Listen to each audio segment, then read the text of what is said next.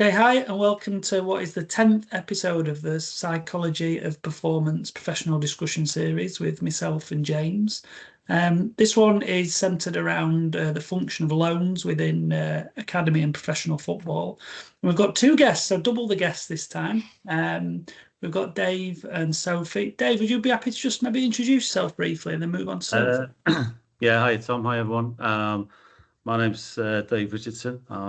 Sort of formerly Director of Sport and Exercise Science at John Moores and formerly Head of Psychology and Sports Science at Bangor University.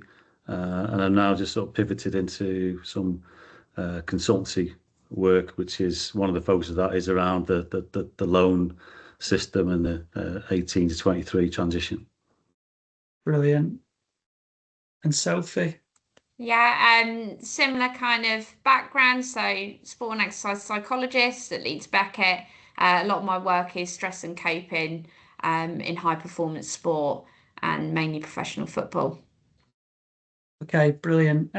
So we've talked before, we've sort of pressed record and we've got a bit of a script. And I suppose loans is really important because we've seen a real sort of rise in the attention paid on loans and what seemingly is the use of loans within development of players. So probably just a useful one to kick off is what is a loan? Ooh, what is a loan? Dave, you or me? Yeah, any. Well, I guess it's the loan is the movement of talent from one space to another. So it's if you've got a player in one club, which is the donor club, and then they need to escalate and scaffold their experiences, and then they look at opportunities to develop. So it's then moving that player into another environment, another space, to then help them to develop. I would, from an 18 to 23, I would sort of call it the developing mastery phase. So it's if we're familiar with that in terms of post academy. So it's then about trying to identify an environment where the player will be challenged and they can enhance their development. Yeah, nice. Yeah, so same kind of ethos, but I guess the one thing to also consider with that temporary transition is that reason as to why. So we'd like to hope and think it's for a developmental purpose, but we also know that there's a financial incentive behind it for some clubs. So potentially if that player isn't playing to the level that maybe the club wanted, and they need to recoup some finances, then that's also a strategy that they may use. And I think that's where hopefully through our discussions we'll talk about some of the ethics with that as well. Yeah, fantastic. I think anything like that is, you've got your players in the system. We've got a very well regulated academy system. Then players will sign the professional contract, could be a 1 year or a 2 year deal, and then I think they're generally left to their own devices in terms of the systems, the processes, the resource in that space. But you think from a why do you want players to go out on loan from an organizational point of view, from a business model point of view, you want players to get experiences which enable them to be able to play for the first team. You want that experience to I think you're right. So they need to get games, and they will develop their value as an asset. You want them to be either a first team player starter or a first team squad member, or you want to be able to develop their saleable value and give them a resale value. So I think however you look at it, there's going to be some type of requirement, and I think this is where we from a strategic point of view, it's probably one of the greatest points of failure in the system, is that there's so much more we can do around the strategic intent to actually develop the players, which will then fundamentally develop more return on investment, and will be better for the player in the main. So if we take kind of the three sort of populations, really, I guess it's players, it's the parent club who that player might be leaving, and it's a host club. The perceived benefits for players are sort of experience, game time, social maturation, working under different systems. Are those the kind of typical benefits that are seen through loans for players? Yeah, there's a whole host, isn't it? So with that psychosocial side of things, developing the independence, and again, it all just depends on the person and what you want to develop. So sometimes people are saying, oh, they could play at a high level. Well, actually, they may need to learn how to cope with not playing regularly. So how are they going to cope with the challenges of being on the bench? How are they going to cope with the challenges of maybe losing that identity of being a Premier League academy player and going into National League North and South? How are they going to cope with that? So it all depends. Sometimes the easier loan is going to the higher level, and the harder loan on the person is going to the lower level. So it's all what's best for the athlete is hopefully what people are looking at, but we know that's not always the case. Yeah, but we know that if you look across the top 5 leagues, then the average number of games that have been played by up to 23-year-old is about 95 games, right? And they're not all in the top level, but they're competitive, meaningful competitive games. They can be so I think probably about 5% of those games are at the highest level. So we know that in order to play at the higher level, you need to play games, meaningful competitive games, and at the moment, the structure and the systems beneath the Premier League and the Championship aren't providing that level of meaningful competition. So going out, being exposed to the crowd, being exposed to the ferocity of a more intense training program during the week, playing 2 games, playing Tuesday or Wednesday and Saturday or Sunday, and then going back in to train, going in there with players who are on wages who are then playing for their future contracts. You've got a fan base, you've got a paying crowd, etc., etc. Though playing for points is completely different at that level. So you've got to go and play. And I know that there's the Premier League and they're trying to develop PL2 to a good level, and yeah, you could argue it is a good level. But it's quite a safe, nice environment to play football with. I think Sofie. Yeah, if you the difficulty is convincing the player to go to that first loan. So why would I go into National League? I don't know what it's like. It's a completely different type of football,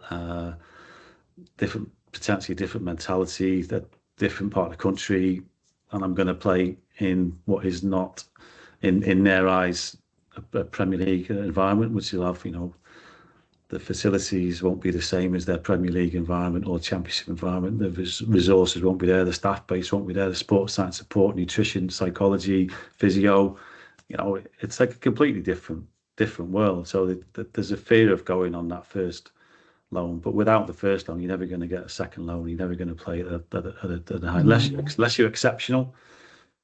So there's lots of examples of players that don't or haven't had a loan, but I think there's a lot of good examples of players that have got multiple loans. But I think you need to play. So if you think about that 95 games average for an under-23 player across the big 5 leagues that's your benchmark that you want to get to that point.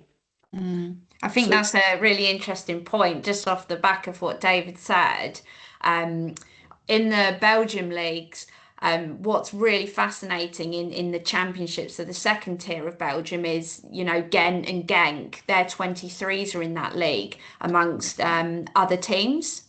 Nice. And I've just found it absolutely fascinating because it's kind of like our loan system in a way, is these young under 23s players are in a competitive league now, but they can't get promoted or they can't get relegated. But they can play in front of a big crowd and have the points and start to get that experience, just like some of our players in our academy system would go on loan to like a League One club and start to gradually be exposed to that. So I think there's different methods of doing it. So in Belgium, they can certainly do that with their 23s team in that championship. And then if they get to the first team, they're then in that major league, or you can get that through doing the loan. So I think there's different ways of doing it, but I've just found that really fascinating how they do it out there.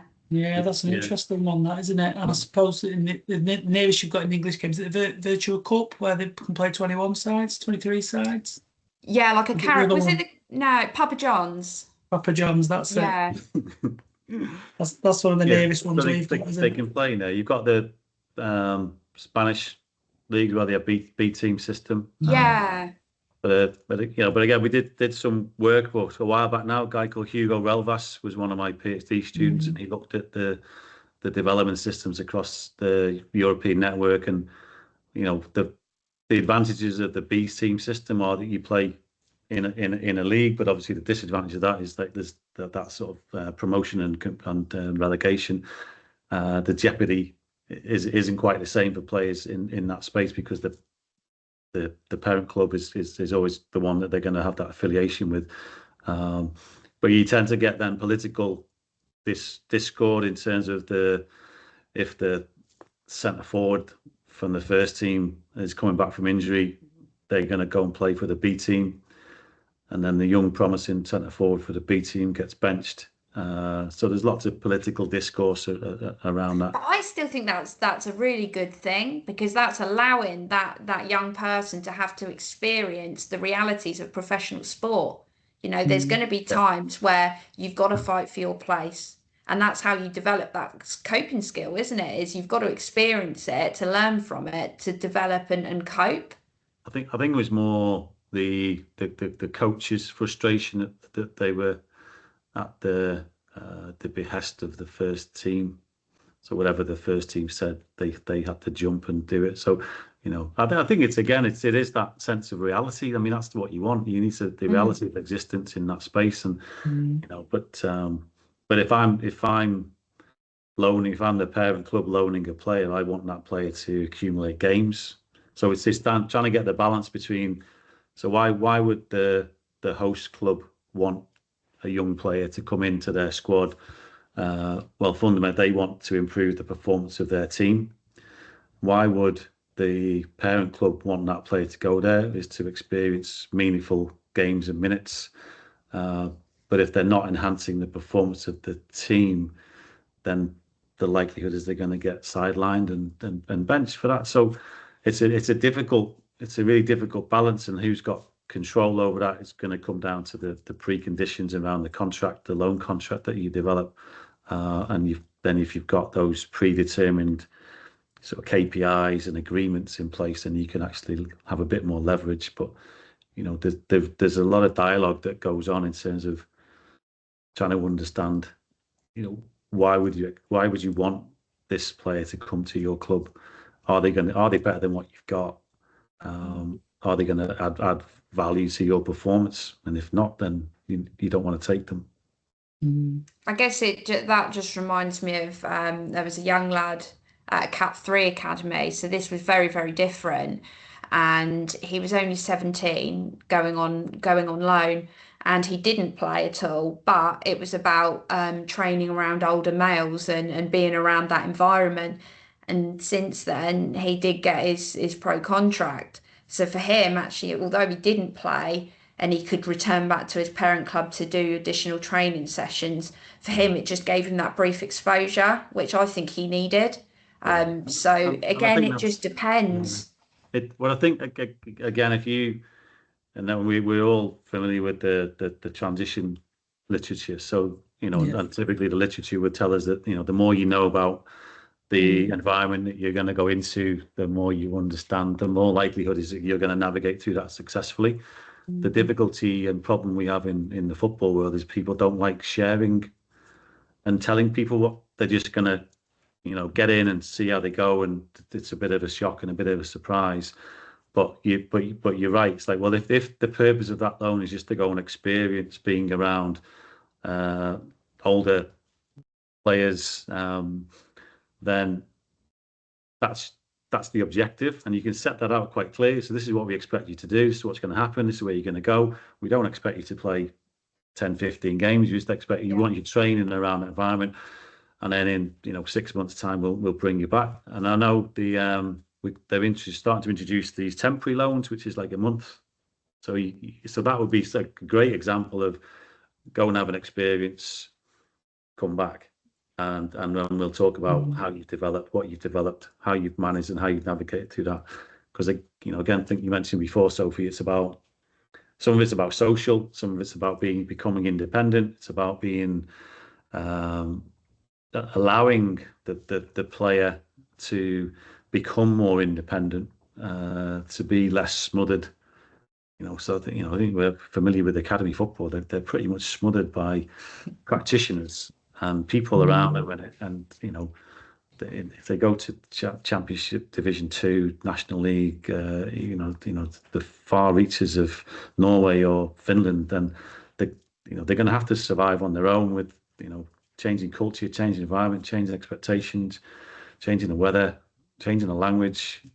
That's a great experience, and then you've got to play football. So it's so bring all those, it's really complicated. So when a parent club is sort of maybe considering a loan for a player, for example, and they're driving it, and let's assume it's an 18 to 23-year-old player for their development, what sort of due diligence would you recommend a club should probably do, or what examples have you seen of due diligence that parent clubs might do in maybe searching for host clubs and appropriate host clubs? What would you what have you seen, or what would you recommend? Me or you, Dave? You could take this one, Sophie. Yeah. From my experience, I'd say some clubs have quite close connections with others, whether that's because maybe coaches have played together in the past, or they've built quite good relationships with other coaches. You can see certain clubs have quite close connections. So before we started the recording, we've mentioned about Bristol City. So they had a really close, or still have quite a close connection with Bath. So that was quite a good system that worked quite well. So Anton Semenyo is a good example that came from that. So one way is that they've got that close connection. Both coaches kind of know what's going to happen as part of that deal. So the loan manager and the head coach are in good communication with that. So you would want that to be in place, but also, hopefully they've done the due diligence on what's going to happen during that loan, but we know that's not always the case. So I'd say there's lots of different examples of good and bad practice, really. Yeah, I think at the moment, not every club has a loan manager, so it's not even a mandatory appointment. So in somebody to actually be the strategic apex of that process is there's still, not every club has them. I think again, if you were to look at good practice and best practice would be you would create your multidisciplinary team around the player. You'd have a clear understanding of what the expectations of, or what the needs of that player are in terms of their development pathway, whether it's physical, technical, tactical, social, cultural, psychological. These are things we want to develop.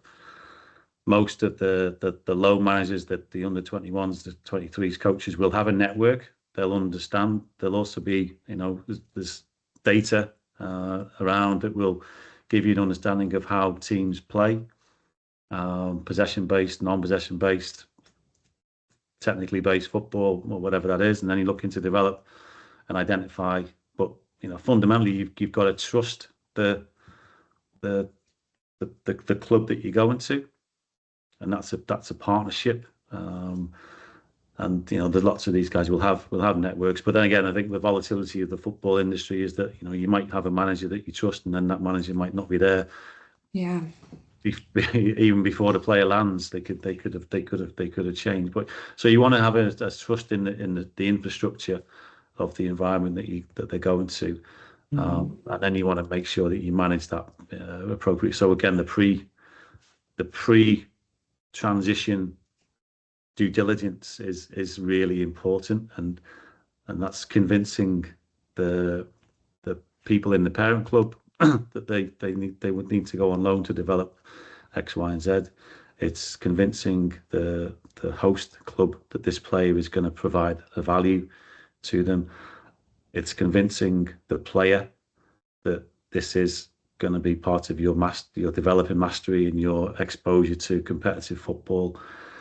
And the sleeping element of this is the player's agent, and convincing the agent that this is a good move for the player as well.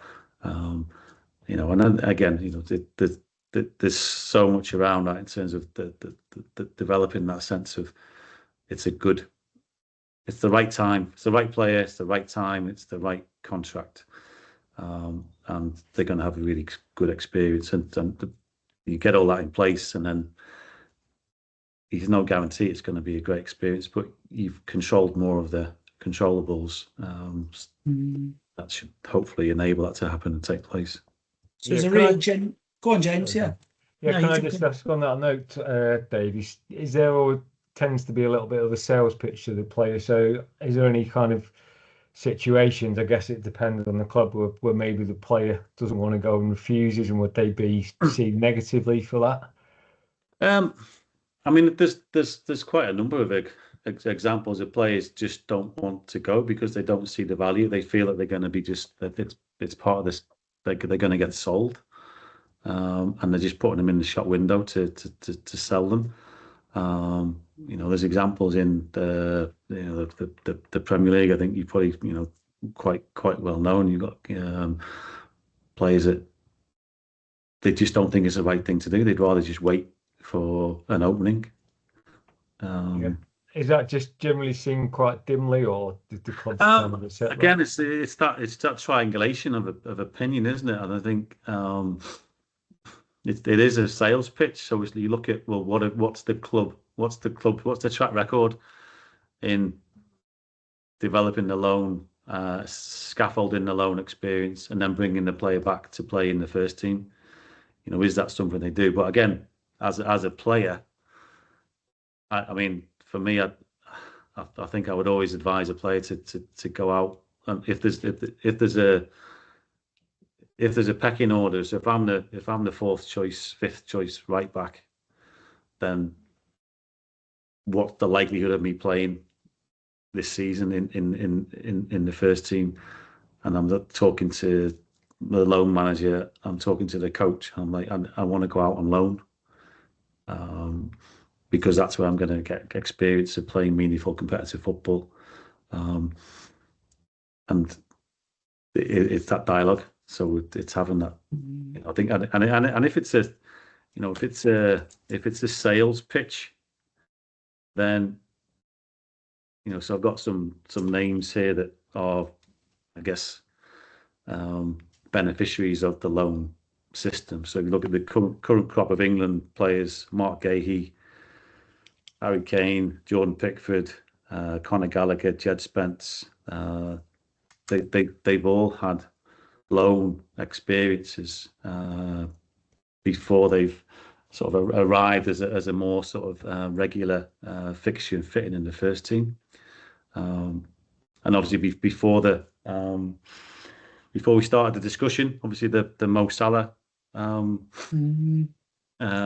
his career again is there's loans in there. So his move from Basel, I think, so what, he in his early 20s, 21, to Chelsea, didn't settle well. Then he plays about, I don't know, 14 or 15 games for Chelsea, and he goes over to Fiorentina on loan, then to Roma on loan before signing a permanent deal at Roma, and then arriving at Liverpool at the age of 25. So that that just tells you that's a story. He's probably one of the greatest players the Premier League's ever seen, and he actually, first time round, he struggled. So the value of playing in it's different cultures, different environment, different leagues, different languages.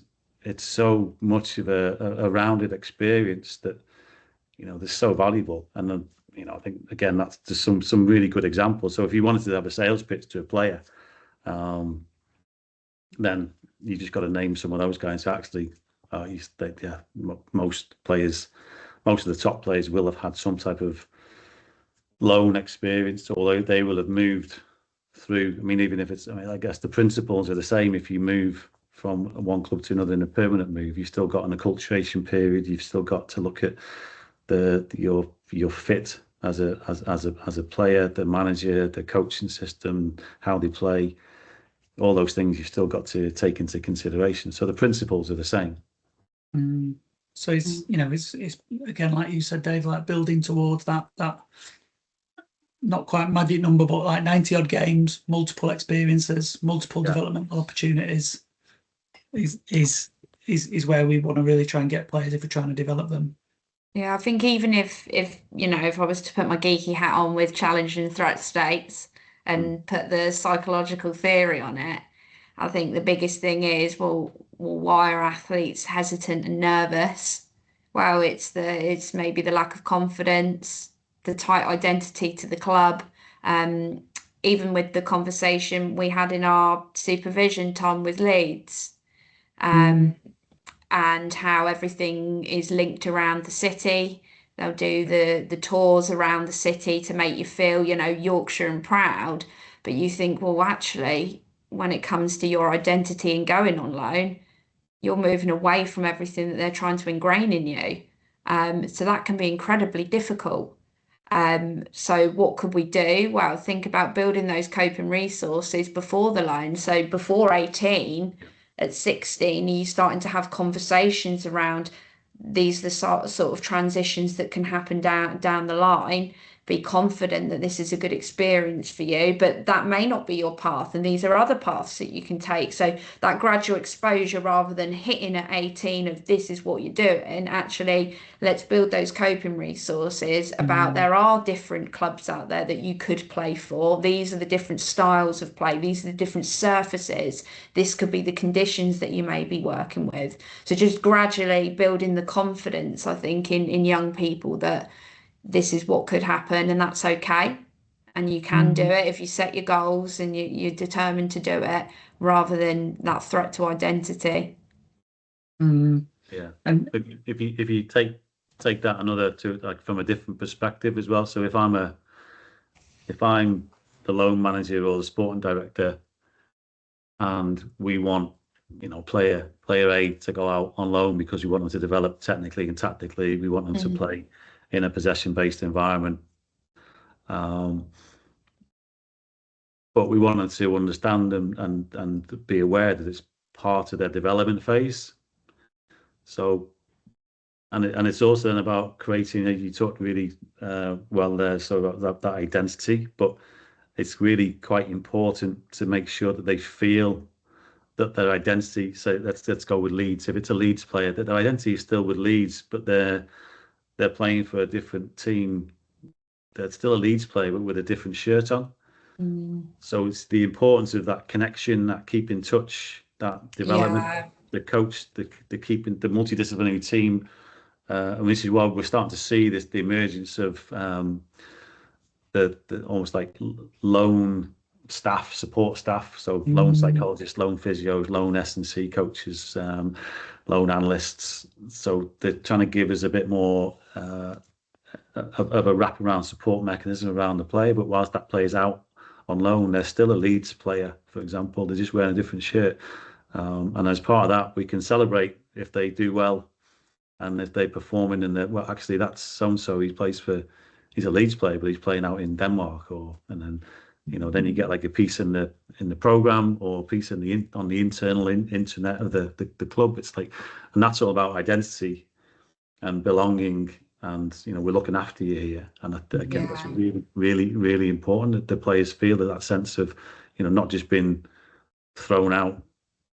And that, you know, I think that's the sent out on loan, I think, is the term. That it's like, well, no, we're developing you as a player, as a person, and we're scaffolding your player development experience. And it's a completely different from again a psychological point of view, it's actually we're looking after you here.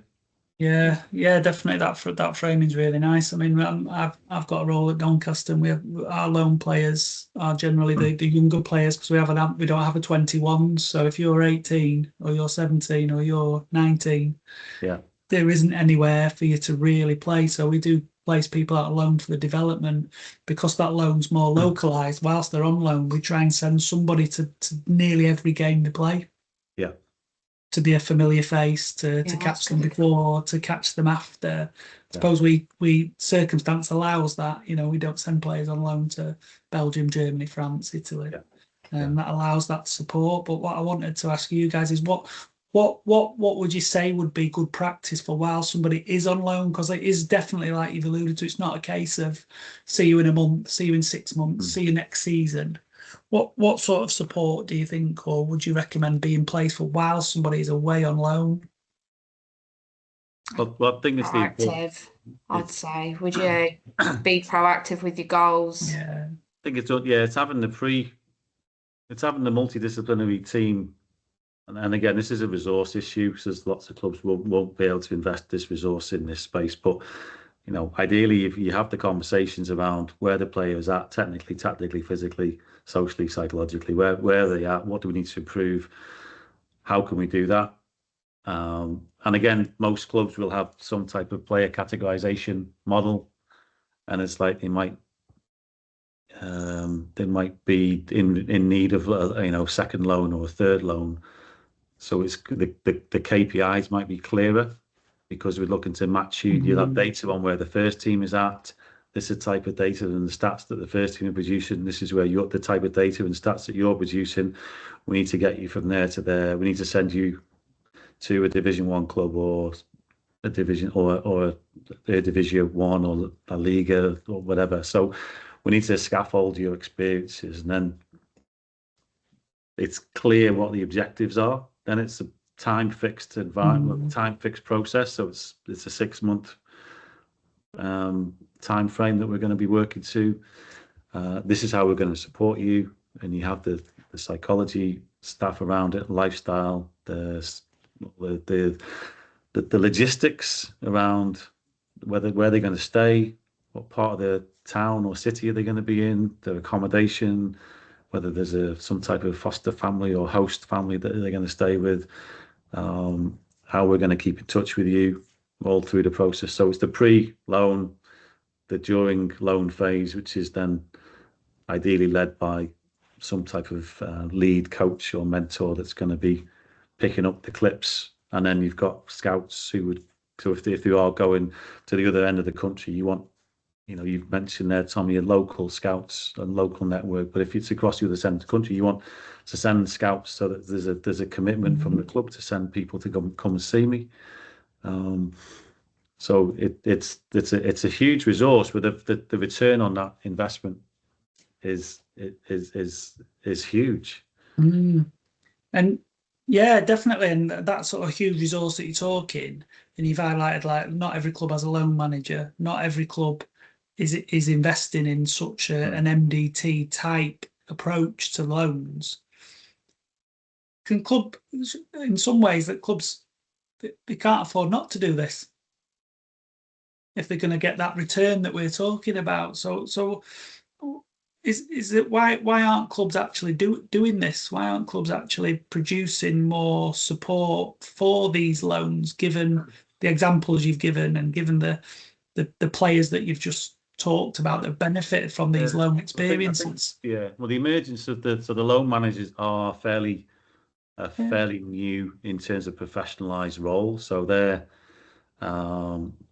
we're probably looking at 2015, where so you look 10 years, just over 10 years as a professional role within the club environment. So that's still fairly new. The data that we know that of there's only sort of 1 in 50.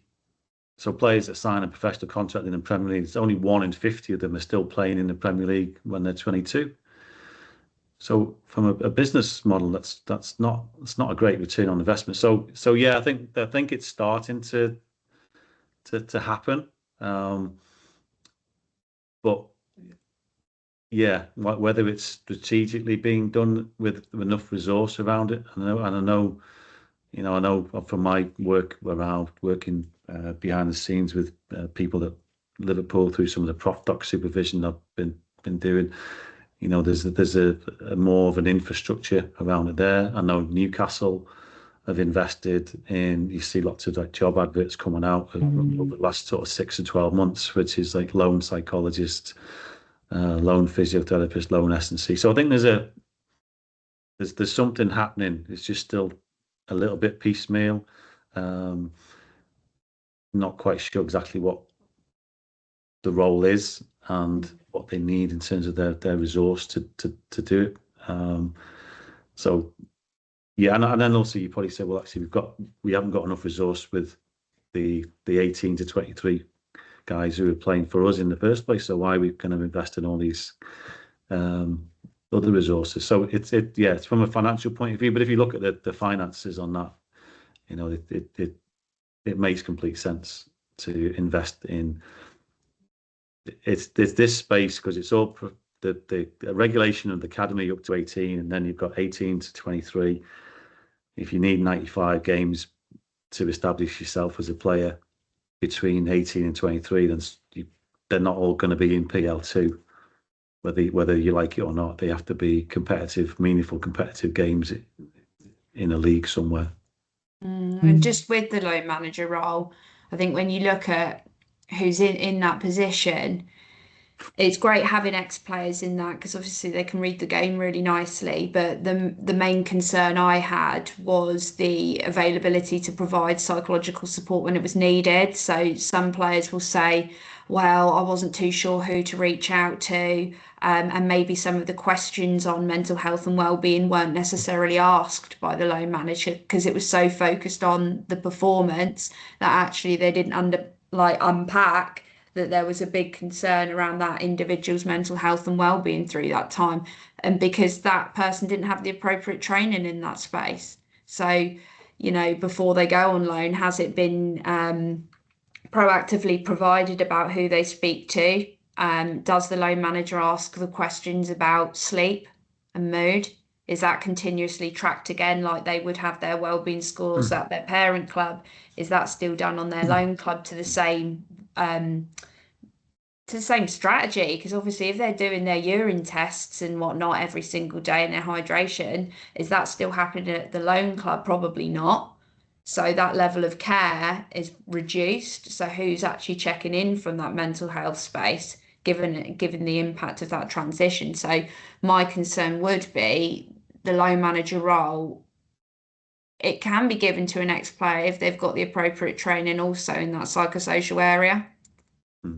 Is that something as well? I know you mentioned KPIs, Dave. Is that kind of something that's a little bit underdeveloped as well, similar to what Sophie's saying in the psychosocial corner? Is it more of an obsession with tactical fitness? Yeah, I think just generally, I think the psychosocial corner is, if you look at the data that you can get from the around the academy system, it's predominantly physiological. There's very little, if any. I mean, some of the clubs may be doing it themselves, but there's very little collated data around mental health, well-being, grit, resilience. There's very little of that data there. So yes, I mean, again, preparing players, helping. We know that we can develop, resilience. We can develop grit.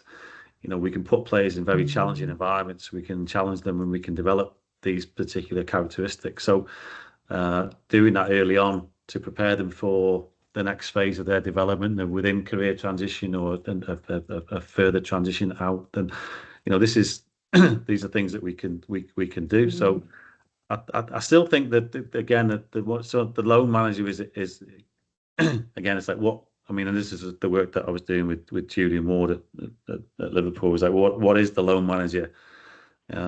What is the skill set? What is the JD? And they could have a finance background, they could have a coaching background, they could have a playing background, they could have a psychological background, a physiological background. What is it that you want them to have? I mean, they need to be like a football person, whatever that means.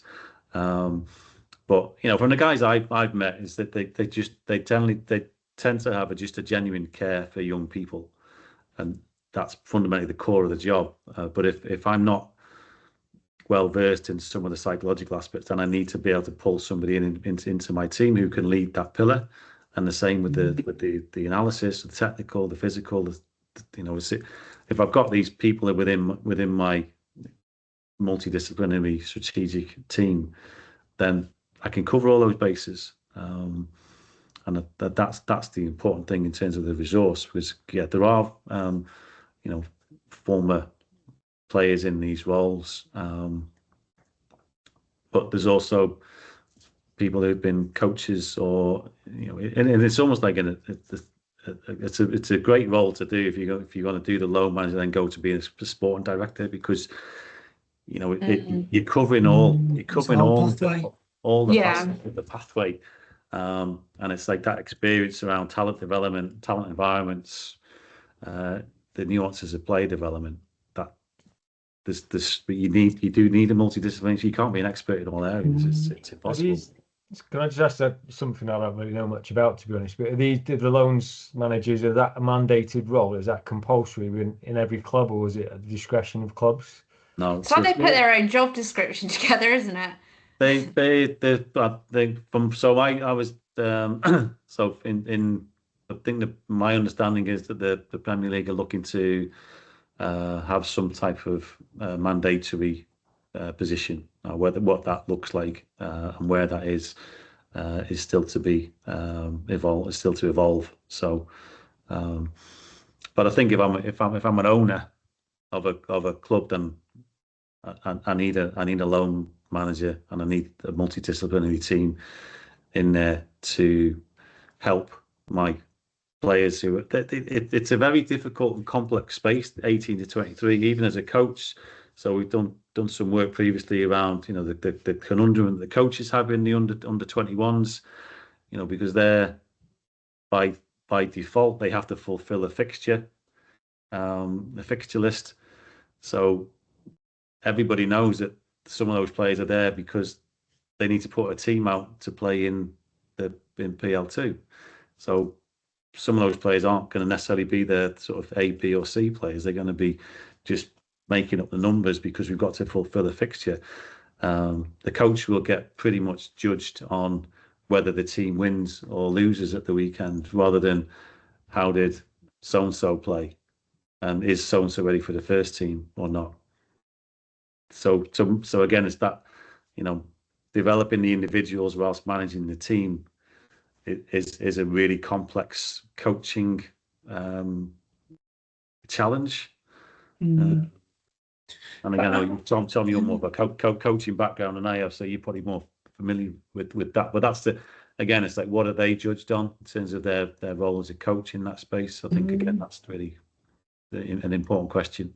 Yeah, and I was just, as you were talking about the individuals and teams and sort of making up numbers, I sort of see that throughout the academy system across all age groups. You're just nearer to the final bit, aren't you? Nearer to the keener end of it at the top end. I think that's always there, and always such a challenge for coaches. But really tough. And I suppose just going back to Sophie, like the psych element of a lone player, that actually challenges the skill set and of psychologists in those spaces and their training, because that's like a potentially a population within a club that is in a rather unique position, not being in the club, and it probably challenges their skill set as a site-based practitioner, especially kind of newer site practitioners as well.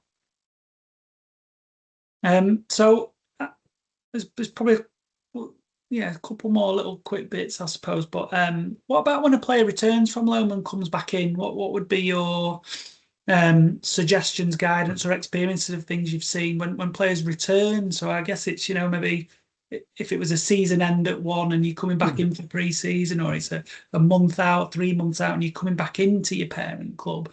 What are some practices you've seen or would recommend for actually getting back in?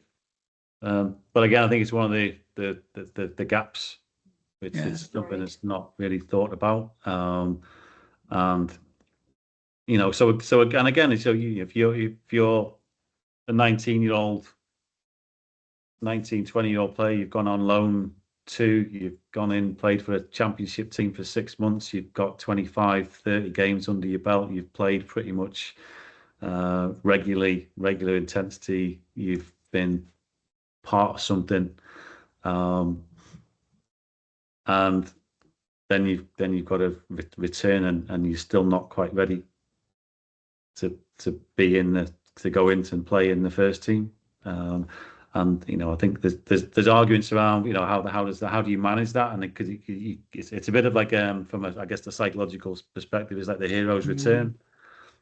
So how do you again, it's like managing expectation, managing transition, and having that conversation, but also having something, what's next for me.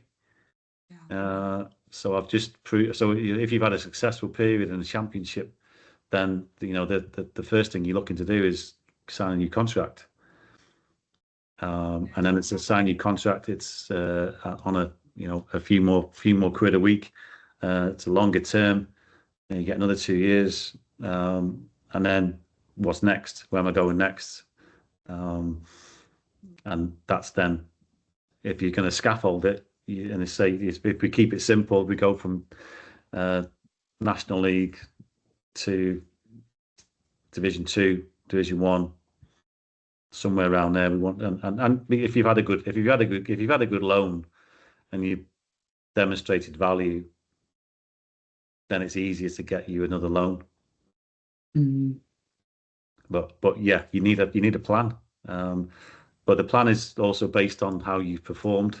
So it's not like we can just create a plan and it's going to work out. It's actually, here's the plan. This is, if you perform like this is what we'd expect to happen. And if you come back and you've done really well and you've met the expectations and met the objectives, then where are you at now in the pecking order? So if you've moved from number 4 right full back in the pecking order to number 3, then you've got a decision to make as to whether you risk going out on loan again, or you just wait for the opportunity in the season. But if you're waiting to play games, you also, from an asset point of view, your value is you're being devalued because you're not playing. Yeah, definitely. So you're back to kind of like constant management, supervision, support, planning ahead. Yeah. And again, that takes resource, time, without people, time, resource, conversations with the agent, conversations with the coaches, psychologists, the physio, the sports science, medicine. Everyone needs to be wrapped around what's happening next and understand what the plan is. And that goes back to one of the challenges a player had, was he'd gone out on loan and the loan was going well, and the first team manager had a shortage and needed that player back. He's come back and actually he wasn't needed, didn't play, the loan stopped, and that was that. So actually it's the case of whether first team managers under threat and pressure, they're going to have to do what they've got to do to keep themselves in a job. And unfortunately, young players sometimes get in the crossfire of that. But when you think about, actually, common sense is plan, do, review. Sometimes we plan, there's a lot of doing, and there's not an awful lot of reviewing either. So if it is simply, okay, what's the plan now, long term, let's go and do it, let's have a review. I think the cycle goes. Yeah. The difficulty is that lack of transparency, I think, in terms of where they're at and what are you. So if you go with like an A, B, C, D categorization of players, if you're a D player, then it's almost like, well, there's a range of skill gaps and experience gaps, and it's whether do we believe that you're going to be able to fill those gaps through 1, 2, or 3 loan experiences. Are we just going to keep you here for 2 years and you play in PL2 or Development League, or just let you go? There's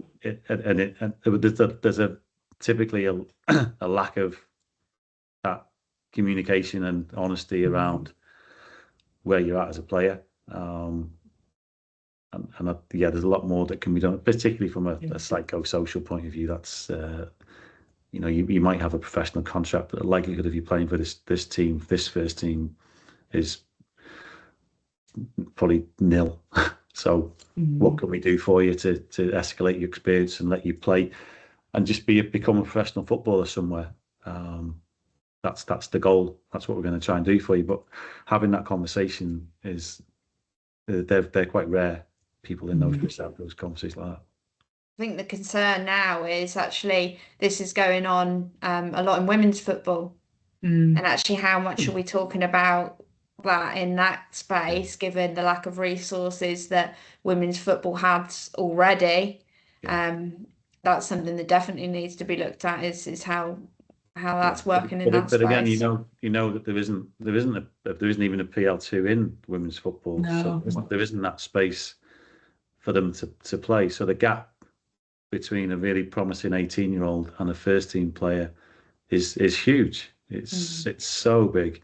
So they've got to find games somewhere.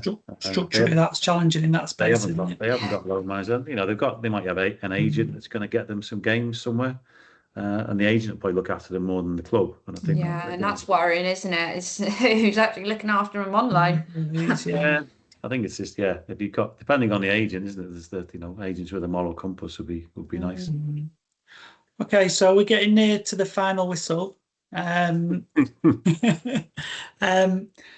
guess really probably to help sort of close it up a little bit is like if you take maybe a club's perspective who are considering being a bit more strategic and enhancing loan effectiveness within their organisation, what would be the 1-2 things you would suggest would be their starting points and what they should have in place? I think I'd be saying, you know, you need to see it as a strategic investment. Yeah. And have strategic intent around the development of the post-academy phase. Nice. And I think that this is priority number one, and then it's then having the resource to allow, because I think we've talked about, you know, if you are going to invest in the loan experience, then you need resource to ensure that you can do the necessary due diligence, identify the right time, the right player, the right place to go, the right environment. In order to do that, you need to free up people to be able to go and visit and connect and have these conversations and communicate with their network. You know, because they need to be able to do that and move out of from the training ground and go and have these conversations. And that takes time to build that network. Or you, if you're a very, very lucrative club, you invest in the multi-club ownership model and do it all yourself. That's another topic of conversation. Yeah, that's another one. Yeah. That's another brilliant. Thanks, Dave. And Sophie, anything beyond that? Yeah, I would say just know your player. So know their personality. Make sure that you're really clear on what you want from that loan. So the goal setting is put in place and the player is happy. So those goals have been co-created. And make sure that you review that loan spell. So reflection, I think, is something that isn't done enough after the games from a psychosocial point of view. So it's just making sure that the reflection is structured and meaningful, and the goal setting process just continues as they go along their career. Yeah, brilliant. I think just the one other point on that is you've got to give players time. So I think we all will be able to identify even top players that find it difficult to settle in a new environment, in a new club. You know, if it's a permanent move. So there's a number of, you know, players that we could look at. So I mean, even Florian Wirtz, you know, coming to Liverpool, top player, world class player. It's taken him 6 months to find that level of settling in and acculturation and getting used to the environment, the way he's been asked to play, the teams in the league he's playing in. So that's a top one of the world's best players, and it's taken him that long to find that acculturation process. So if you send somebody who's 18, 19-year-old, who hasn't been out away from home, who hasn't had to live independently, who is in a different environment, different culture, different language, different relationships, different teammates, different peers, then, you know, it's you're expecting a lot if they're going to be at the top of their game.